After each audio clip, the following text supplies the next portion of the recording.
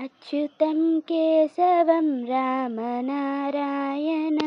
कृष्णदामोदरं वासुदेवं हरिं श्रीधरं माधवं गोपिकावल्लभं जानकीनायकं रामचन्द्रं भजे। अच्युतं केशवं सत्यभामाधवं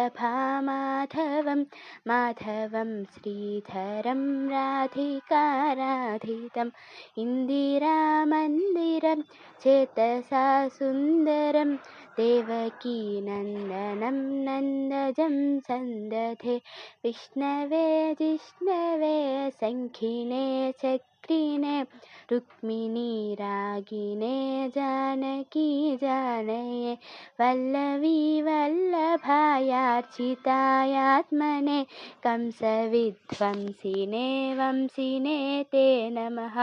कृष्ण गोविन्द हे राम नारायण श्रीपते वासुदेवाजित श्रीनिधे अच्युतानन्त हे माधवाधोक्षज द्वारकानायक द्रौपदी रक्षक राक्षसशोभितः सीतया शोभितो दण्डकारण्यभूपुण्यताकारणः लक्ष्मणो नान्वितो वानरैः सेवितो अगस्त्यसम्पूजितो राघवः पातु मां धेनुकारिष्टकोनिष्टकृद्वेषिणां केशिहा कंसहृद्वंशिकावादकः पूतना कोपकः सूरजाखेलनो बालगोपालकः पातु मां सर्वदा